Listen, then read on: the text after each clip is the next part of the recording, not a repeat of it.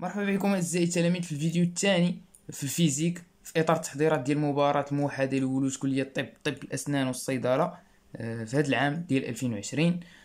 كنتمنى ان الفيديوهات اللي ديجا حطيت يكونوا نالوا الاعجاب ديالكم، وان شاء الله غادي نكمل معكم حتى لاخر يوم.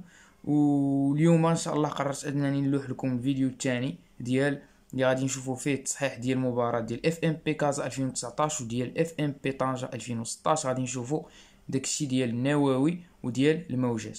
دونك قبل ما نبدا كنبغي نذكر بانه انا كنت ديجا حطيت دي فيديو على الموجات وعلى النووي، غادي تلقاوهم حتى هما دي كوريكسيون ديال دي كونكور ديال الميديسين القدام، غادي تجبرهم في الديسكريبسيون. دونك رجعوا، راه كاين دي زاستيس مهمين ديجا شرحتهم، دونك رجعوا وعملوا اطلاله عليهم. دونك نبداو على بركه الله. هذا الكونكور ديال اف ام بي كازا شنو عطاو لنا؟ البارتي الاولى ديال لي زون ديال لي ترانسفورماسيون نيوكليير. قال لهم السؤال الاول لا فريكونس اف دي زوند سونور اوديبل بار لوم اي. فوالا، يعني هنا شنو خصك تعرف؟ خصك تعرف التردد ديال الموجات الصوتيه اللي كيسمعوهم الانسان، اللي كيقدر يسمعهم الانسان. كيف ما كنعرفوا الانسان في الدومين الفيزيبل ما كيشوفش كلشي، كيشوف لي سبيكتر الفيزيبل، يعني كيشوف من 400 نانومتر حتى ل 800 نانومتر. يعني الالوان اللي كنقدروا العين ديالنا تشوفهم ويعني وتانتربريتيهم هما من لو فيولي حتى لو روج. ونفس الشيء يعني الانسان ما كيقدرش يشوف الانفراروج وما كيقدرش يشوف الالترا فيولي. نفس الشيء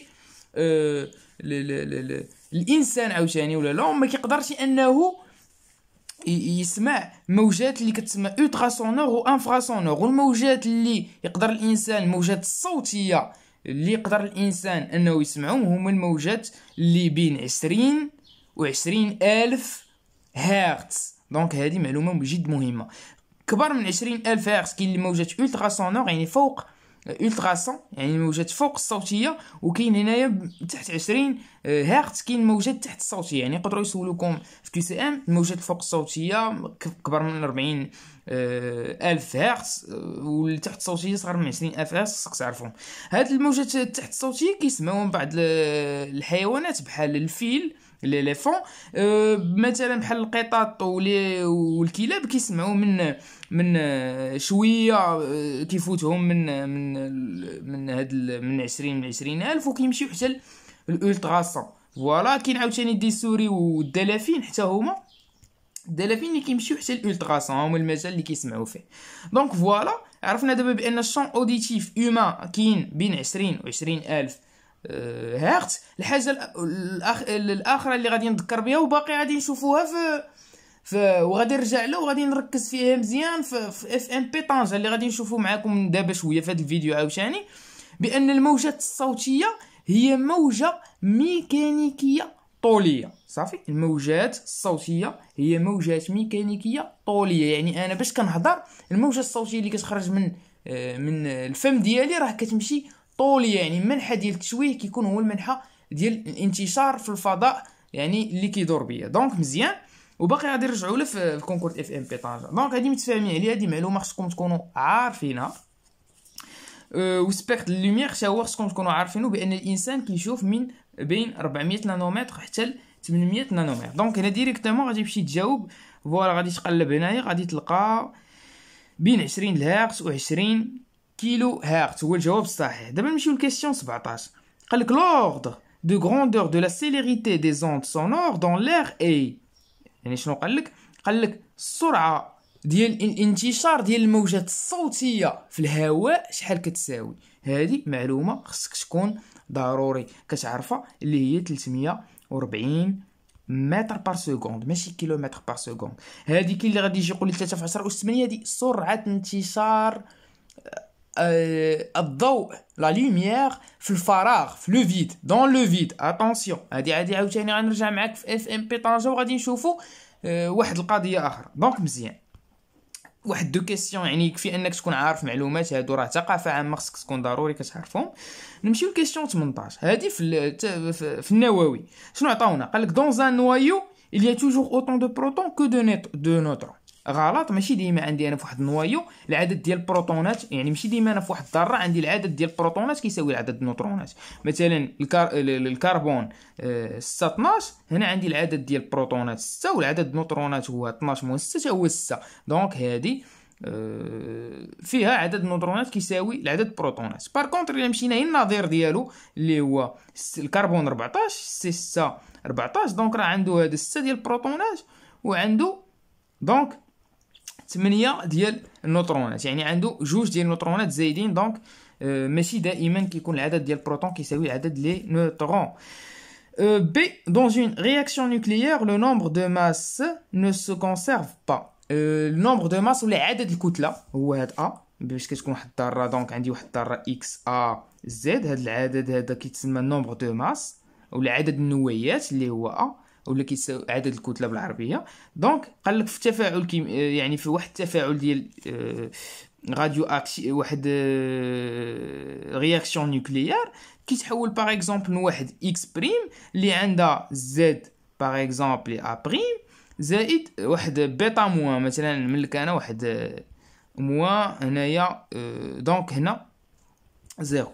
واش هاد العدد ا كينحافظ هنا؟ دونك العدد ديال ا هنا خصو يكون كيساوي ا بريم بلس زيرو، دونك هذه خصها ضروري تكون كتساوي ا. وهذا هو قانون ديال صودي اللي فيه الانحفاظ ديال العدد ديال ا اللي هو النومبر دو ماس في واحد التفاعل نووي، والانحفاظ ديال عدد البروتونات. هادو يعني جوج ديال القوانين ديال صودي، يعني خص تكون ضروري انحفاظ ديال عدد الكتله والعدد ديال البروتونات. دونك هذا راه غلط. بي غلط. سي لاكتيفيتي دان ايشانتيون راديو اكتيف ديكروا افيك لو طون. اجابه صحيحه، لان كنعرفوا قانون التناقص الاشعاعي. هذا هو النشاط ديال واحد العينه يتناقص مع الزمن. هذه كنعرفوها كيساوي ا زيرو اكسبونونسيال موان لاندا تي. دونك كل ما كبرت لي تي، وكنعرفوا ان اكسبونونسيال موان لاندا تي دونك داله تناقصيه، دونك راه كينقص لي مع الزمن ا دو تي. دونك هذه سي جواب صحيح. دي si on élève la température d'un échantillon radioactif, son activité ne varie pas. هذا هو الجواب غلط ولا صحيح؟ كنعرفوا بان التفاعلات النوويه هي تفاعلات عشوائيه الياتوار وتفاعلات تلقائيه سبونطاني، لا تخضع للعوامل الخارجيه مثلا التمبيراتور البريسيون، يعني الضغط لدرجه الحراره ما كتاثرش نهائيا على نشاط عينه مشعه. دونك هذه دونك صحيحه، لان قال لك الا رفعنا درجه الحراره د واحد العينه مشعه واش لاكتيفيتي ديالها ما كتبدلش؟ فري ما كتبدلش، لان كيف ما قلنا ما كتاثرش بالعوامل الخارجيه مثل درجه الحراره والضغط. دونك هنايا جوج ديال الاجوبه صحيحه. نتوما في هذا الكونكور ان شاء الله الموحد بلا ما تصدعوا راسكم، اصلا قالوا لكم في الاطار المرجعي بان سؤال واحد صحيح وما كاينش شي سيستم كنديان اذكر بها، يعني ما غاديش ينقصوا لكم نقطه. دونك السؤال اللي ما فهمتيش ولا كيسيون غير قمر عليها. La courbe d'Aston donne le nombre de nucléides en fonction du nombre de charges. Oh là là.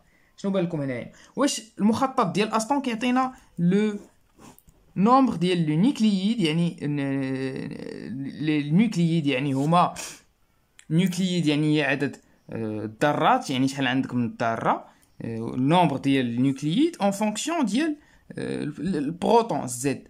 دونك لا غلط. حنا اللي كنعرفوه هنا في النووي هي جوج المخططات عندكم. كاين واحد المخطط اللي كيعطيك لو نومبر ا عدد لي نيوكليون، يعني النومبر دو ماس ا اللي هو عدد الكتله ولا عدد النويات ا بدلاله زد، هو داك المنحنى ديال الصغري. دونك فوالا كيكون بحال هكا، النواه اللي اكبر استقرار كتكون في الوسط فوالا في بليزيور موا. دونك هذا هو المنحنى الصغري كيكون ا اون فونكسيون دو زد. اتونسيون هادشي خصكم تعرفوه. وكاين المنحنى ديال استون اللي كيهضروا لنا عليه. شنو كيكون في هذا المنحنى استون؟ كيكون هنايا في هذا لاكس هذا كيكون بحال هكذا. دونك هنايا كيكون عندي لو نومبر ا هو لو نومبر ديال النومبر دو ماس ا ديال واحد الذره اللي هو هذا عدد الكتله، وهنايا كيكون عندي طاقه الربط بالنسبه للنويه المقابل ديالها النيجاتيف ديالها، يعني او ال سور ا النيجاتيف ديالها صافي، وكتكون بحال هكذا. كاين ثلاثه ديال المجالات هنا، المجال الاول الثاني الثالث فوالا. دونك هنايا كتكون اكزاكتومون هنا كتكون النواه الخفيفه اللي عندها ا ديالها صغيره من 20، وبين 20 وغالبا 190 كتكون النواه الثقيله وهنايا يعني كتكون ماشي النواه الثقيله، لا الثقيله، النواه الاكثر استقرارا. من بينهم كاين الحديد وكاين النيكل، حتى هو النيكل كاين هنا، ولكن اكثر استقرارا هو الحديد. وكاين هنا النواه الثقيله بحال اليورانيوم اكسيتيرا. دونك هنايا هادو نواه ثقيله بين 190 الفوق، بين 20 190 كاين النواه الاكثر استقرارا من النيكل والحديد، وهادو بين 0 20 كاين النواه الخفيفه. دونك هادي المقابل ديال مخطط اصلا فيه العدد ديال اليونيكليون، يعني العدد ديال النويات، مع مقابل ديال طاقه الربط بالنسبه للنويه، لينيرجي دو ليزون بار نوكليون. فوالا دونك كنكونوا سالينا هاد غادي نمشيو دابا. دونك هنا جوج ديال الاجوبه صحاحين. نمشيو دابا، دونك هادي راه غلطه الاخر، هي كيسيون 19 سوا ان زيرو. فوالا عطاوني هنايا ان زيرو لو نومبر دو نوايو d'uranium radioactif à l'instant t كتساوي 0. ان زيرو لو نومبر دو نوايو d'uranium radioactif désintègre à l'instant de t كتساوي 3t sur 1 demi. فوالا دابا هنايا شنو غادي نعطيك؟ قالك اليورانيوم راديو اكتيف. فوالا عطاونا اليورانيوم راديو اكتيف. قالوا لنا دابا الجواب شنو ما بغاو عدد ديال النواه المتبقيه ديال هذا اليورانيوم في لانستون تي كتساوي 3 تي 1 دومي. دونك ساهله ماهله.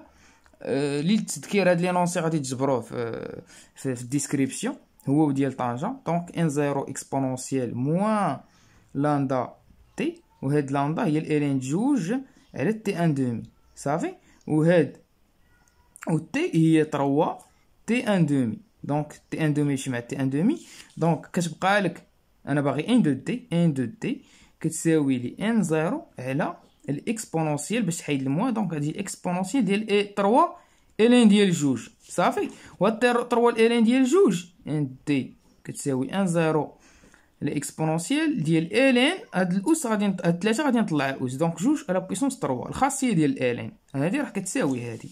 دونك هنا اكسبونونسيال شي الين، دونك ان دي كتساوي ان زيرو على جوج على بويسونس 3 اللي هي 8. دونك العدد ديال النواه المتبقيه هي العدد النواه البدئيه ديال اليورانيوم مقسومه على 8، والجواب الصحيح هو دي. دابا غادي ندوزو مباشره الكونكور ديال طنجة حتى هو ديال 2019. غادي نبداو بالموجات. عطاوني لي نونسي حتى هو غادي تجبروه في الديسكريبسيون. نضيء سلكا رفيعا قطره أ يوجد في وضع رأسي. دابا الناس اللي كيقراو فرونسي غادي نحاول حتى نتوما نترجم لكم. عندي هنايا واحد الخيط رفيع قطره أ، عندي واحد الخيط فوالا، واحد الخيط مانس بحال هيدا اللي القطر ديالو أ صافي. غادي نعمل نضويه في وضع رأسي، يعني الوضع ديالو رأسي. نضيئه بواسطة حزمة ضوئية أحادية اللون ترددها، يعني غادي نضويوه بواحد اللازير اللي الفريكونس ديالو شحال كيساوي 5 في 10 أس 14 هرتز. مزيان. نشاهد ظاهرة الحيود. ظاهرة الحيود ولا الحيود هي لا ديفراكسيون فرونسي، ديفراكسيون اكزاكتومون لا ديفراكسيون. على شاشة توجد، كاين هنايا واحد ليكران، هنا كاين واحد ليكران فوالا نقولو اكران. الديستانس بين هاد الخيط وهاد ليكران اللي عطاوني دي كتساوي 3 متر. اوكي. عرض دونك عرض البقعة المركزية هو ال كتساوي 30 ملم. دونك بما ان هاد الحاجز هو رأسي، هاد البقع كيفاش غادي يبانوا لي واحد سيتوياسيون اوريزونطال، يعني افقيه ماشي عموديه، كتكون العكس ديال كيف ما كاين هاد الحاجز هذا. دونك هنايا العرض ديال هادي كتساوي ال اللي كتساوي 30 ملم صافي. عطاوك بان ديك التقريب طونجون تيتا كتساوي تيتا، و سي يعني السيليريتي ديال هاد لا لوميير عطاولك هي تقريبا بحال الفراغ. دونك 3 في 10 أس 8. مزيان.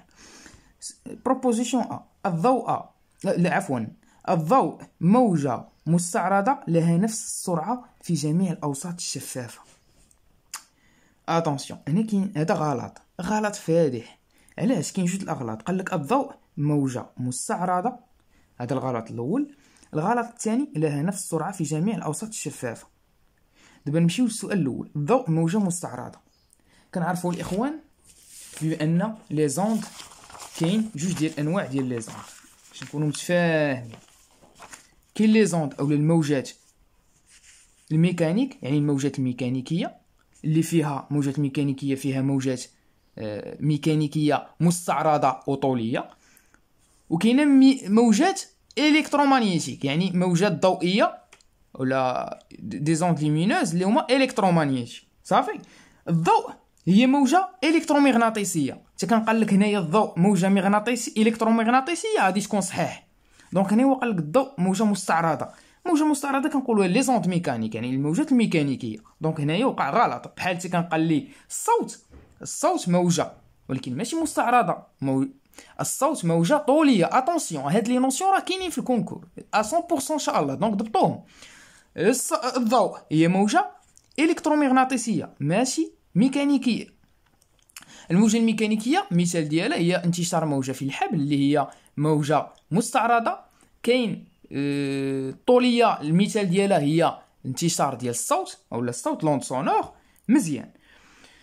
الخطا الثاني هي لها نفس واحد الحاجه نزيد لكم كطيح في كيو سي ام بزاف، كيقول لك بان الموجات الميكانيكيه راه خصها ضروري واحد وسط مادي للانتشار. ها هي نيسيسيت ان ميليو دو بروباغاسيون. الحاجه الاولى في كيو سي ام، حداو راسكم مزيان، يعني الموجات الميكانيكيه خصها ضروري واحد الوسط مادي باش تنتشر، مثلا الماء، الهواء. بار كونتر الموجات الميكانيكيه عاوتاني il ne se déplace pas dans le vide، يعني الموجات الميكانيكيه ما تقدرش تنتشر لك في الفراغ. مزيان. بار كونتر الالكترومغناطيسيك اللي من المثال ديالها هو الضوء il peut se déplacer dans l'univers في الكون، يعني يقدروا يديبلاصاو في الفراغ. يعني والمثال هو ان الموجات الشمسيه كتجينا كدوز من الفراغ وكتجي للغلاف الجوي ديالنا في الكره الارضيه، دونك كيقدروا ينتشروا في الفراغ عكس ديال لي زوند ميكانيك. والحاجه الاخيره اللي هي دونك il nécessite pas un milieu de propagation. كيف ما قلنا بان الموجات الالكترومغناطيسيه ما خصهاش واحد الميليو دو بروباغاسيون، يعني تقدر تنتشر لك في لو فيد، ما عندهاش مشكل. الخطا الثاني هو انه قال لك الضوء سرعته ثابته في جميع الاوساط الشفافه. غلط. كنعرفوا بان ان لانديس دو ريفراكسيون ديال الضوء، لانديس دو ريفراكسيون يعني معامل انكسار ديال شي وسط شفاف كتساوي سرعه الضوء في الفراغ مقسومه على سرعه الضوء في هذا الوسط الشفاف. الا كان مثلا عندي البريزم راه عنده واحد لانديس، واحد معامل انكسار ان. الا كان هنايا عندي الفراغ راه كيجي بالسي، السرعه ديالو السي، ولكن بما انه كيدخل هنايا كيولي بواحد الفيتاس في. ودونك عندي العلاقه بان ان كتساوي سي على في، لان حاجه باينه. الضوء كيكون عنده واحد في الفراغ واحد السرعه كبيره، بما انه كيتخلي وهاد البريزم هذا الموشور كيتكون من ذرات، كيوقع له واحد الاصطدام بديك الذرات وكتنقص له السرعه ديالو. هذا اللي كيفسر بان ان ديما كبر من واحد، يعني الفيتاس هاد في ديما صغيره من سي، يعني الفيتاس دائما كتنقص ماشي غير كتبدل، كتنقص ملي كدوز في شي وسط شفاف من غير الفراغ. بالنسبه للضوء بي نشاهد سلسله من البقع الضوئيه على نفس الخط الموازي للسلك. خلاط ماشي نفس الخط الموازي بل نفس الخط العمودي للسلك، لان كما قلنا هاد البقع كيبانوا بعكس ديال هاد السلك هذا. طول الموجه للضوء المستعمل في الفراغ هو لاندا زيرو كتساوي 600 نانومتر. هذه فيها الحساب. غادي نشوفوا الدي كتساوي قال لي تيتا كتساوي ا سور لاندا، وحنا كنعرفوا تيتا كتساوي لاندا سور ا، هذه معروفه. دونك هذا غلط. دونك اما بقات لي جميع الاقتراحات الخاطئه ولا طول الموجه المستعمله للضوء في الفراغ هو لاندا زيرو. دونك انا شنو عندي السي وعندي الفريكونس، عندي السي وعندي الفريكونس. كنعمل بان كنعرف بان السي كتساوي لاندا زيرو فوا الفريكونس. مزيان. دونك لاندا زيرو غادي نجبدها كتساوي السي على الفريكونس، كتساوي 3 في 10 أس 8 مقسومه على الفريكونس اللي هي شحال 5 في 10 أس 14، 5 في 10 أس 14. دونك لاندا زيرو كتساوي 3 على 5 في 10 أس 8 في 10 أس ناقص 14. غادي نطلع هادي، دونك شحال غادي تبقى لي 10 أس ناقص 8 مع ناقص 14، دونك غادي تبقى لي أس ناقص 6. مزيان. 10 أس ناقص 6. دونك 3 على 5 غادي تجي تعمل لنا 3 على 5، دونك 30 هي 0.6. دونك لاندا زيرو كتساوي 0.6 في 10 أس ناقص 6 متر.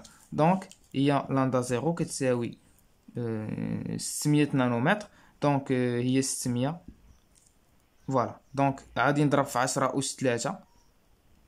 دونك غنضرب في 10 أس 3. دونك 600 في 10 أس ناقص 9 نانو متر. هذه هي لندا زيرو. دونك الجواب الصحيح هو سي. السؤال 17 شنو قالوا لي؟ القيمة التجريبية لقطر السلك هي.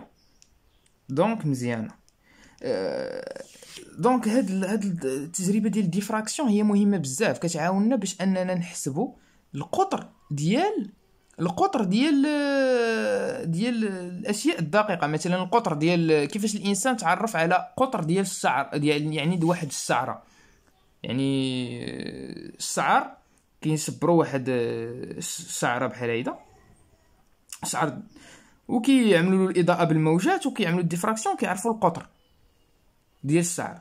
وحتى الغبرة، مثلا الغبرة ديال الطباشير راه كتقدر تعملها هنايا وتعرف القطر ديالها دونك بالديفراكسيون. مزيان. دونك هنايا القيمة التجريبية لقطر السلك هي كيفاش غادي تعمل؟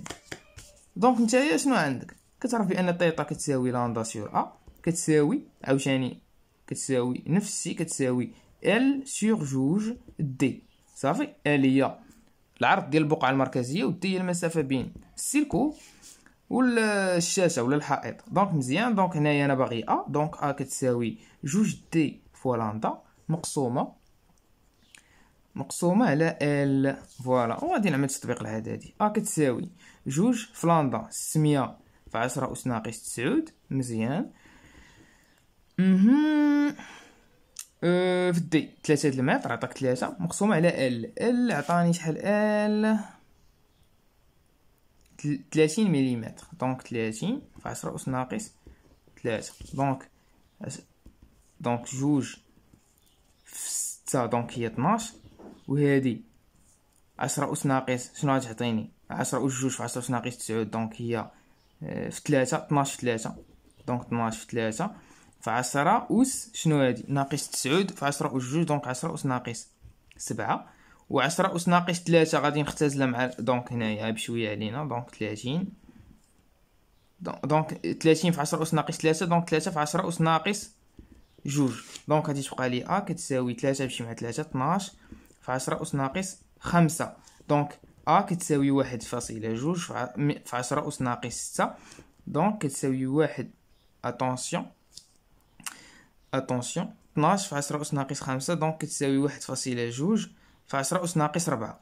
فوالا 1.2 في 10 أس ناقص 4 متر. والجواب الصحيح هو. وصلنا للنهايه ديال هذا الفيديو، نتمنى انه يكون عجبكم. باقي موجود لكم ان شاء الله اليوم بالليل ولا غدا الصباح ان شاء الله، اغلب الظن اليوم بالليل غادي نحط لكم واحد الفيديو على التمارين على لي سويت. واحد الفيديو واعر بزاف.